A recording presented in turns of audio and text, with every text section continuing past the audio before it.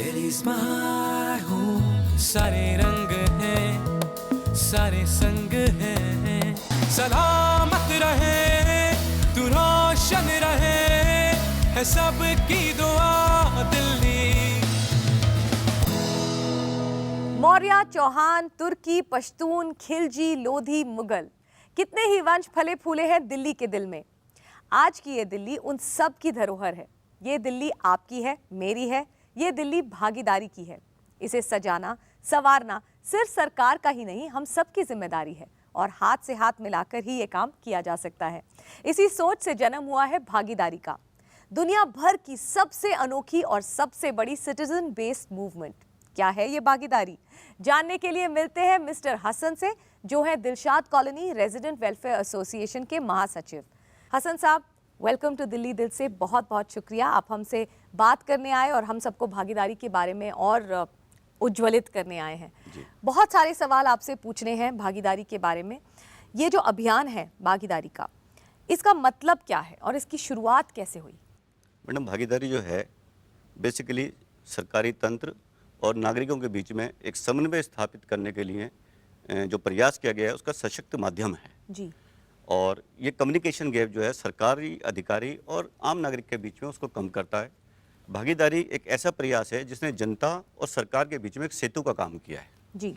और अगर हम दिल्ली का इतिहास देखें, पिछले 14 वर्षों में भागीदारी योजना के माध्यम से दिल्ली में बहुत विकास हुए हैं और ये एक मील का पत्थर साबित हुआ है। इसकी शुरुआत कैसे हुई? इसका आइडिया किसने रखा? प्रस्ताव किसने पहले रखा? मैडम, 2001 में दिल्ली की मुख्यमंत्री श्रीमती शीला दीक्षित जी ने 20 लोगों का एक ग्रुप बना के एम्पावर्ड करना चाहा उनको कि आम नागरिकों के पास सशक्तिकरण हो, शक्ति आए जी। और वो सेल्फ एम्पावरमेंट और वो सरकार से एक कोऑर्डिनेशन करके जो उनके लोकल इश्यूज हैं उनको रिजॉल्व करें जी।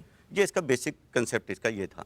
इसके बाद में धीरे धीरे से आज की डेट में लगभग 3000 ग्रुप जो लोकल कम्युनिटी डेवलपमेंट में काम कर रहे हैं, RWAs हैं, वो इसमें इन्वॉल्व हो गए। जब इस अभियान को शुरू किया गया था तब इसमें कितनी रेजिडेंट वेलफेयर एसोसिएशंस ने ज्वाइन किया था? मतलब 2000 में तो 20 थी लगभग। 20 थी। और 20 आज थी, की क्या संख्या है? आज 3000 है।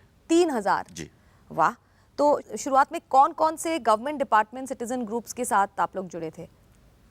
शुरुआत में तो इसमें दिल्ली जल बोर्ड था, म्युनिसिपल कॉर्पोरेशन दिल्ली थी, दिल्ली पुलिस थी और 1-2 डिपार्टमेंट और थे जी। आज की डेट में 9-10 डिपार्टमेंट हैं। 9-10 डिपार्टमेंट हैं। DDA भी है इसके अंदर, एजुकेशन डिपार्टमेंट भी है इसके अंदर, पावर डिपार्टमेंट भी है इसके अंदर, तो सभी का मेल है। हाँ, और एनवायरमेंट भी है।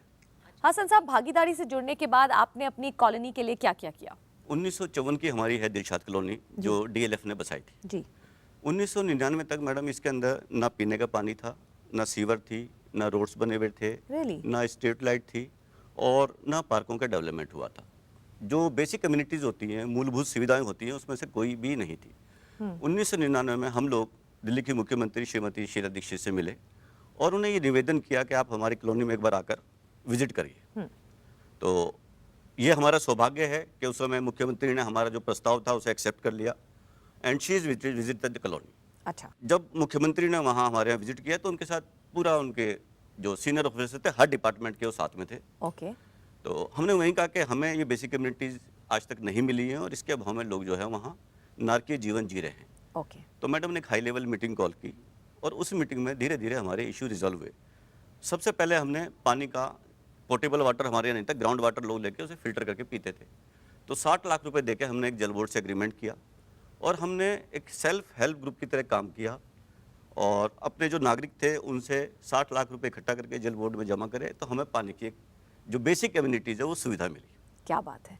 तो ये सब आपने खुद एकजुट होकर कम्युनिटी डेवलपमेंट के साथ करके किया। उसके बाद हमने सीवर नहीं था हमारे यहाँ, तो हमारी जो कॉलोनी का क्षेत्रफल है 1.53 स्क्वायर किलोमीटर है और उसके लिए हमने जल बोर्ड में एक श्री PK त्रिपाठी उस टाइम वहाँ के मुख्य कार्यकारी अधिकारी थे। ऑनरेबल CM ने उनसे मीटिंग करवाई। उस मीटिंग में हम लोगों का एक एग्रीमेंट हुआ और हमने एग्रीमेंट के हिसाब से 1,24 लाख रुपए जल बोर्ड को दिए। अच्छा। और जल बोर्ड ने हमारी कॉलोनी में सीवर लाइन डाली। क्या बात है। तीसरा एग्रीमेंट हमने एक सड़क का एग्रीमेंट किया जो हमारे जो क्षेत्रीय सांसद हैं श्री संदीप दीक्षित, उनके माध्यम से हुआ और कमिश्नर MCD से हमारी मीटिंग हुई और हमारी कॉलोनी में 18 किलोमीटर लंबी सड़कें बनी। क्या बात है। तो ये जो इसकी जो फंडिंग है, जो आपने जल बोर्ड को कंट्रीब्यूशन दी और जो बाकी आपने एमसीडी को दिया, उसका जो उसके जो पैसे थे वो कहाँ से आए? वो अपने लोकल रेजिडेंट जो हमारे हैं, रेजिडेंट से हमने हाँ, सब लोगों ने इक्वल कंट्रीब्यूशन दिया और उसे हमने इकट्ठा करके हमने तो एक तरह से फैसिलिटेटर की तरह काम किया जी, पर अपनी ही जिंदगी को सुधारने के लिए।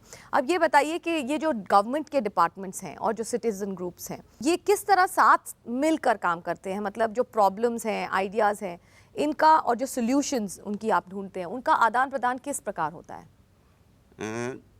मुख्यमंत्री कार्यालय में एक भागीदारी सेल बना हुआ है मैडम। उस भागीदारी सेल का ये काम है कि वो साल में 6 महीने में एक बार मीटिंग कोऑर्डिनेट करता है। उसमें जो RWs होते हैं उसमें वर्कशॉप में पार्टिसिपेट करते हैं। ओके। तो वर्कशॉप एक टेबल है, जैसे आपके हमारे राउंड टेबल है, इसमें हर डिपार्टमेंट का एक नोडल ऑफिसर होता है। ओके। जैसे एक डेयरी जल बोर्ड का हो गया, एक MCD का हो गया, एक BACS का हो गया, एक हॉर्टिकल्चर डिपार्टमेंट का, लाइक दिस। ओके। और उसमें 2 या 3 RWs लेते हैं। वो उसके अंदर अपने कमिटमेंट करते हैं, उसके अंदर संकल्प लेते हैं कि हमने ये हमारा इशू है और इसे हमने 6 महीने में, 1 साल में इसे हमने रिजॉल्व करना है। वहाँ हम कमिटमेंट करते हैं। उसके बाद में हम आके उसमें वही अधिकारी होते हैं जो हमारे क्षेत्र में होते हैं। जैसे इंजीनियर हैं हमारे, JE है क्षेत्र में, तो वही हमारी टेबल पे बैठा हुआ। अच्छा। उस तरह से हम उसे रिजॉल्व करते हैं। ओके। और ऐसी कितनी वर्कशॉप्स करीबन हो चुकी होंगी अब तक? मैडम 100 से ऊपर आई थिंक हो चुकी होंगी। 10-12 वर्कशॉप तो मैंने ही अटेंड करी हैं। अच्छा, तो मतलब 100 से ऊपर ऐसी वर्कशॉप जिसमें आइडियाज़ की सॉल्यूशंस ढूंढे जाते हैं होंगे। अच्छा, इन वर्कशॉप्स के तहत किस प्रकार के इश्यूज टारगेट किए जाते हैं? मैडम इशू तो जो लोकल इश्यूज होते हैं, सैनिटेशन का होता है, क्लीनिंग का होता है, एनवायरनमेंट का होता है और बेटर डेवलपमेंट का होता है, पैथोल्स वगैरह होते हैं उसका होता है। बहुत सारे इशू होते हैं। वाटर, कई जगह पानी की प्रॉब्लम है उसका होता है, कई जगह सीवेज प्रॉब्लम है उसका होता है। तो जो लोकल इशू होते हैं वो अपनी RW उसको डिस्कस करती है उसके अंदर, और फिर उसके तहत एक प्रोजेक्ट लिया जाता है जिसका संकल्प लोग लेते हैं और ये प्रोजेक्ट पर एक्शन किया जाता है। एक टाइम बाउंड फ्रेम में उसे रिजॉल्व करते हैं। तो आप इससे संतुष्ट हैं? आपका काम जो है, बाकी कॉलोनीज का भी आप जानते होंगे, इस प्रकार स्मूथली चल रहा है? हाँ, सब जगह चल रहा है। कुछ लोग रेन वाटर हार्वेस्टिंग में काम कर रहे हैं, कुछ लोग एनवायरनमेंट में काम कर रहे हैं, कुछ लोग सॉलिड वेस्ट मैनेजमेंट में काम कर रहे हैं, कुछ लोग इलेक्ट्रिसिटी कंजर्वेशन में काम कर रहे हैं, कुछ लोग वाटर कंजर्वेशन में काम कर रहे हैं। हर RW अपने क्षेत्र में कोई ना कोई काम कर रहे हैं। तो अपनी दिल्ली को सुंदर खुद ही बना रहे हैं आप लोग। अच्छा, और आगे किन मुद्दों पे चर्चा होगी इन वर्कशॉप्स पे? आगे मैडम डेवलपमेंट जो है कंटिन्यू प्रोसेस है। ओके। और ये कभी रुकता नहीं है। बिल्कुल। इसमें बहुत सारी चीज़ें हैं, बहुत सारे क्षेत्र हैं जिसमें हम लोग काम कर सकते हैं। क्योंकि आप दिलशाद कॉलोनी के जनरल सेक्रेटरी हैं, आपने अपनी कॉलोनी के बारे में हमें बताया, पर क्या आप जानते हैं बाकी कॉलोनीज में भी यही प्रॉब्लम्स हैं जिनके सॉल्यूशंस ढूंढे जा रहे हैं? कुछ और भी ऐसे मुद्दे हैं जो वो लोग टैकल कर रहे हैं? मैडम हर कॉलोनी की अपनी प्रॉब्लम है। बिल्कुल। ठीक है ना, नीड बेस पे लोग काम करते हैं। जैसे कहाँ किसी जगह ट्रांसमना एरिया है, वहाँ रेन वाटर हार्वेस्टिंग की ज़रूरत नहीं है, वहाँ वाटर टेबल ऊँची है। वसंत विहार के एरिया, वहाँ रेन वाटर हार्वेस्टिंग की ज़रूरत है, तो वहाँ लोग रेन वाटर हार्वेस्टिंग में काम कर रहे हैं। तो बाकी कॉलोनीज भी इन्वॉल्व हैं? पूरी दिल्ली की कॉलोनीज 3000 RW कुछ ना कुछ काम कर रही है। क्या बात है। वेल, जब जनता जागरूक होती है तो कुछ भी असंभव नहीं होता, और जब जनता और जनार्दन साथ जुड़ जाते हैं तो कुछ भी हासिल कर सकते हैं। भागीदारी के तहत एनर्जी कंजर्वेशन के एरिया में भी बहुत कुछ हो रहा है, इसके बारे में हमें कुछ बताइए। Energy conservation madam different RWS काम कर रही हैं और उन लोगों का एक उद्देश्य होता है कि एनर्जी कंजर्व करें, क्योंकि जितने आप कंजर्व करोगे उससे डबल बेनिफिट है आपको। एक तो कंजर्वेशन हो रही है, एक आपका इलेक्ट्रिसिटी का बिल भी सेव कर रहे हैं जी। तो इसमें अवेयरनेस कैंपेन RWS चलाते हैं। ओके। और जो ये डिस्कॉम्स हैं वो भी चलाती हैं और भागीदार के माध्यम से भी ये काम हो रहा है। तो इसके बारे में कुछ और विस्तार में बताइए कि मतलब कंजर्व करने के लिए एक तो हुआ अवेयरनेस कि रेजिडेंट्स को आप अवेयर कर रहे हैं कि किस तरह बिजली बचाई जाए और ऐसे कौन से साधन हैं जिससे बिजली कम खपे, लेकिन और बाकी कोई ऐसे मेजर्स लिए जा रहे हैं? नहीं, गवर्नमेंट लेवल पे लिए जा रहे हैं। RWS तो अवेयरनेस कैंपेन कर सकती है जी, और डोर टू डोर कैंपेन कर सकती है। RWS यही कर रही है। और इन सब प्रोसीजर्स से क्या अचीव हुआ है अभी तक? इससे ये हुआ कि जो डिमांड है उसमें कमी आती है। अच्छा। जो खपत है वो कम होती है। ओके। और जो इंडिविजुअल जो इलेक्ट्रिसिटी बिल है वो भी कम होता है। अच्छा, तो सभी को फायदा हो रहा है? सभी को फायदा होता है जी। अच्छा, वाटर कंजर्वेशन सभी के लिए एक बहुत ही इम्पोर्टेंट मुद्दा है, क्योंकि पानी की कमी तो कहाँ नहीं है, बट भागीदारी ने इस क्षेत्र में किस तरह का काम किया है? भागीदारी में RWS को मोटिवेट करते हैं अपने रेजिडेंट्स को। जैसे क्या नाम है, पानी से कार नहीं धोएं, और कई लोग आपने देखा होगा शाम को छिड़काव करते हैं उसके आगे, उसके अलावा रनिंग वाटर से शेविंग नहीं करना, इस तरह की चीज़ें हैं। अगेन अवेयरनेस कैंपेन है। और आपने देखा होगा कि लोकल कॉलोनीज में जो वाटर टैंक होते हैं ओवरफ्लो होते हैं, तो एक मूवमेंट ये भी चलाया जाता है उसके अंदर कि उसके अंदर आप एक अलार्म लगा दें कि जैसे ही वो ओवरफ्लो होने लगे टंकी, अलार्म बज जाए और आप उसे बंद कर दें। उससे ड्यूल बेनिफिट है, एक तो आपका बिजली का बिल कम होगा, एक आपका पानी की वेस्टेज नहीं होगी। मैं तो कहता हूँ ये मैंडेटरी होना चाहिए। दिल्ली जल बोर्ड को इसके लिए अलार्म के लिए मैंडेटरी कोई ऐसा रेगुलेशन पास करना चाहिए कि हर आदमी को अपनी टंकी में अलार्म लगाना चाहिए, अदरवाइज उसका चालान हो जाए। एग्जैक्टली, आई थिंक ये बहुत अच्छा आइडिया। आपको ये प्रस्ताव अगली वर्कशॉप में लगा ही देना चाहिए। जी। एक और बात कि रेन वाटर हार्वेस्टिंग के लिए कोई कदम उठाए जा रहे हैं, बिकॉज ये तो बहुत ही इम्पोर्टेंट। दिल्ली जल बोर्ड जो है वो इसमें कुछ ग्रांट देता है, अच्छा, कुछ आरडब्ल्यू का कंट्रीब्यूशन होता है, दोनों मिलके इसको करते हैं। एक पर्टिकुलर स्पेस के अंदर वो करते हैं जहाँ से ये पॉसिबल है, और कई आरडब्ल्यू ने करा हुआ है जहाँ पानी की बहुत ज़्यादा शॉर्टेज है, जैसे कि वसंत कुंज में हुआ है, डिफेंस कॉलोनी में हुआ है, जीके में हुआ, इस तरह की कुछ कॉलोनीज है। हमने तो वहाँ एक बार ये भी प्रस्ताव रखा है एमसीडी के अंदर कि आप जो बिल्डिंग का लेआउट प्लान पास करते हैं, जो नक्शा पास करते हैं, आप उसको नक्शा मैंडेटरी करिए कि उस बिल्डिंग में जब तक रेन वाटर हार्वेस्टिंग का प्रोविजन नहीं हो, आप उसका नक्शा ही पास मत करिए। लेकिन जो बिल्डिंग्स ऑलरेडी एग्जिस्टिंग हैं, जिनका नक्शा सालों साल पहले पास हो चुका है, उसमें अगर रेन वाटर हार्वेस्टिंग की तकनीक लगानी हो तो ये क्या बहुत मुश्किल काम है? हो सकता है, पॉसिबल है। कई लोगों को इस बात में अवार्ड भी मिला है आरडब्ल्यूएस को, जिन लोगों ने अपनी बिल्डिंग्स में, इंडिविजुअल बिल्डिंग्स में, यूनिट्स में लगाया हुआ है। ये कौन से अवार्ड्स हैं जिसके बारे में आप बात कर रहे हैं? ये मैडम जो एक्चुअल में क्या है, भागीदारी सेल में कि जो लोग आउटस्टैंडिंग काम करते हैं उन्हें अवार्ड देते हैं, सिर्फ उनकी रिकॉग्निशन है। ओके, तो उनको अवार्ड्स मिलते हैं। तो ये कौन से आरडब्ल्यूएस हैं जिनको दिल्ली में हमें मिला हुआ है? बहुत सारे आरडब्ल्यू हैं, हर साल किसी ना किसी को मिलता है मैडम। हसन साहब, ये बताइए कि रेजिडेंट वेलफेयर एसोसिएशंस भागीदारी के तहत मिलकर यमुना के बारे में कुछ कर रही हैं या नहीं? मैडम दिल्ली में 800 कॉलोनी ऐसी हैं जिसमें सीवर सिस्टम नहीं है। अगर हर कॉलोनी के अंदर जिस तरह से हमने किया है भागीदारी योजना के माध्यम से अपने यहाँ सीवर डलवाया है, तो ये जो हमारा सीवर का गंदे पानी का डिस्पोजल है, ये ट्रीटमेंट प्लांट में होकर जमुना में जाता है। हमारा जो एक कॉलोनी का है 5.2 क्यूसिक लीटर है, उसकी जो क्वांटिटी है। तो इसी तरह से अगर हर आरडब्ल्यू है अपने यहाँ सीवर डलवा ले और वो पानी सारा जमुना, तो आधी जमुना की प्रॉब्लम तो सॉल्व हो जाएगी और प्रदूषण कम हो जाएगा उसका। ओके, लेकिन अभी ये मैंडेटरी नहीं है? अभी मैंडेटरी नहीं है, धीरे धीरे ग्रेजुअली हो जाएगा। लेकिन इसमें स्पेशल कोई मूवमेंट चलानी चाहिए जिसके अंदर में गवर्नमेंट का भी पार्टिसिपेशन हो और नागरिकों का पार्टिसिपेशन हो, और जिस भी कॉलोनी में सीवर नहीं है उसमें सबसे पहले सीवर सिस्टम डलवाना चाहिए। अच्छा, माई दिल्ली आई केयर फंड जो है उसको बढ़ाकर मैंने सुना है आज 45 करोड़ कर दिया गया है। ये फंड किन चीज़ों के लिए इस्तेमाल किया जाता है?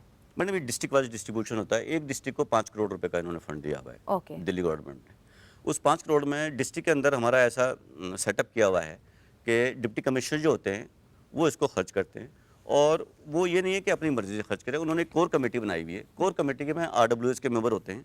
वो अपनी जितनी, जैसे डिस्ट्रिक्ट नॉर्थ ईस्ट में 200 आरडब्ल्यू हैं, उनसे प्रपोजल मांगते हैं कि आप क्या क्या प्रोजेक्ट अपने करवाने चाहते हैं। उसमें 20 प्रोजेक्ट्स हैं, उसमें से कोई भी काम करा सकते हैं।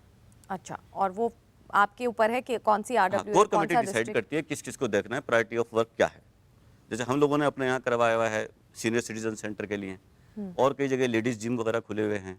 कुछ लोगों ने स्ट्रीट लाइट करवाया हुआ है, कुछ लोगों ने पार्कों में बेंच करवाया हुआ है, कुछ आरडब्ल्यूएस ने प्लांटेशन करवाई हुई है इस पैसे से। अच्छा, तो वो रेजिडेंट्स ही मिलकर डिसाइड करते हैं कि उन्हें किस चीज में पर्टिकुलर आरडब्ल्यू डिसाइड करती है कि हमें किस प्रोजेक्ट में ये फंड लेना है। फंड कैश नहीं मिलता, गवर्नमेंट एजेंसी काम करती है। हाँ। सिर्फ प्रपोजल आपका होता है। अच्छा, तो ये बहुत इंटरेस्टिंग है कि अब आरडब्ल्यूए को गवर्नमेंट ही हेल्प कर रही है जिम्स लगाने में अपनी कॉलोनी अभी में। ऑनरेबल सीएम ने अनाउंस किया है 1 लाख रुपए हर आरडब्ल्यू के जो जिम खोलना चाहेगा उसमें 1 लाख रुपए देंगे। हर आरडब्ल्यू अब अपनी कॉलोनी में एक जिम खोल सकती है, लेडी जिम।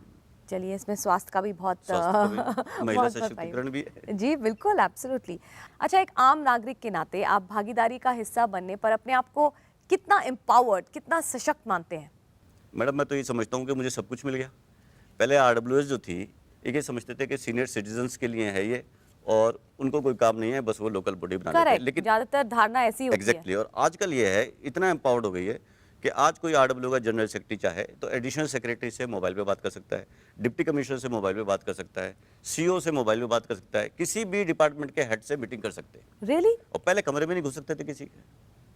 तो ये तो बिल्कुल ही ओपन इंटरफेस जैसे हो गया कि आप हर चीज के आपको आंसर्स मिल सकते हैं, आप अपनी प्रॉब्लम्स और प्रस्ताव रख सकते हैं। और इसमें मैडम सबसे बड़ी चीज ये है कि नॉन पॉलिटिकल है।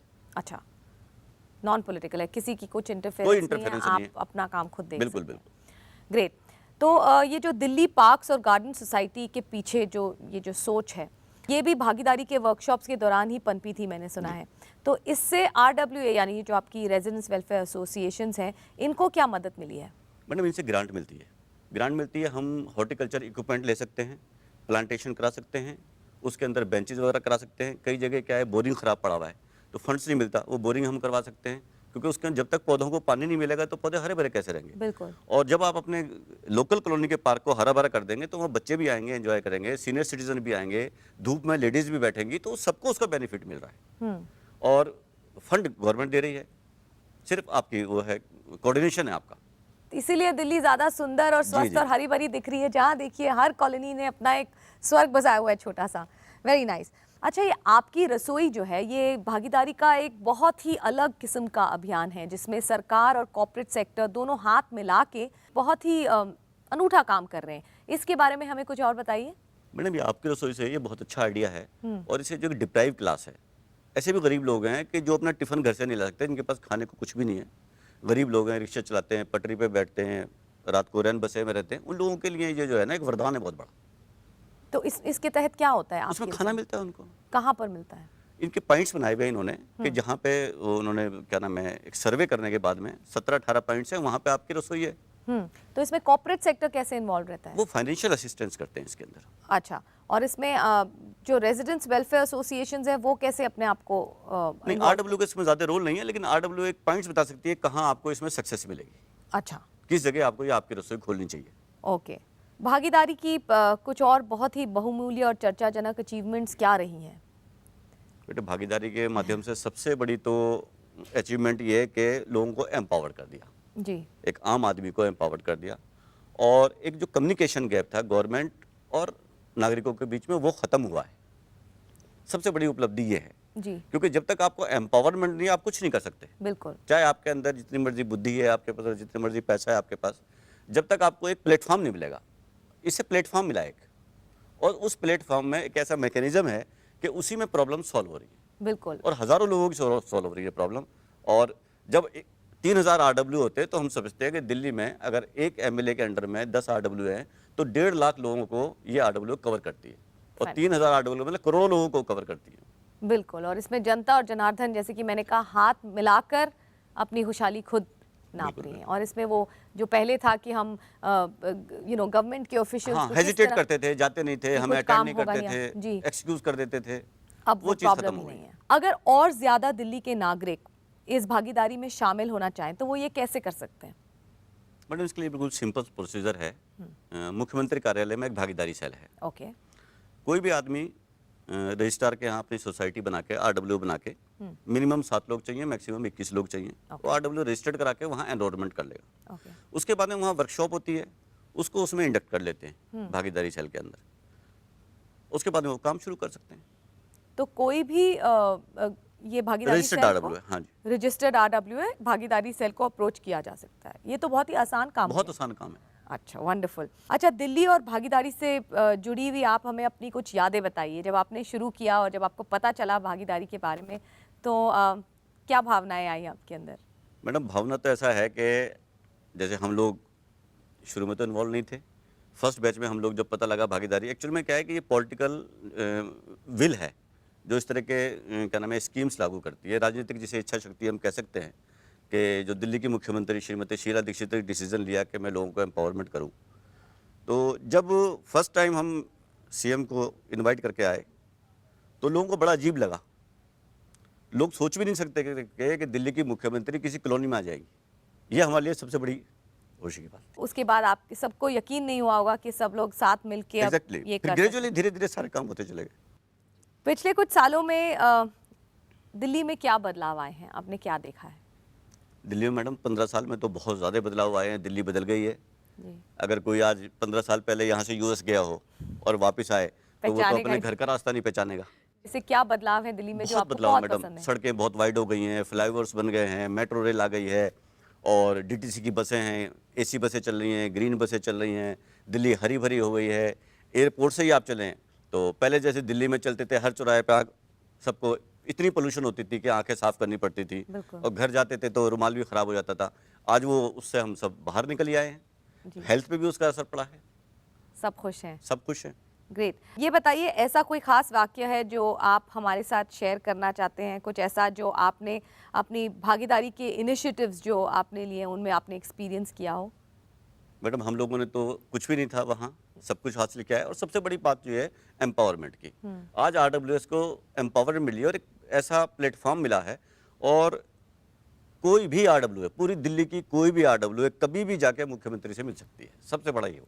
तो हसन साहब, आपने तो दिलशाद कॉलोनी को स्वर्ग बना लिया है, लेकिन आप हमारे बाकी दिल्ली वासियों से कुछ कहना चाहेंगे, कोई दरख्वास्त करना चाहेंगे? मैं तो यही कहना चाहूँगा कि हमें ना अधिकारों के साथ कर्तव्यों का भी बोध होना चाहिए। अधिकार और कर्तव्यों का जब समावेश होगा तो उसके बहुत अच्छे परिणाम निकलते हैं जी। तो सब लोग जो है ना सरकार के साथ भागीदारी निभाएं और सरकार अपनी भागीदारी निभाए।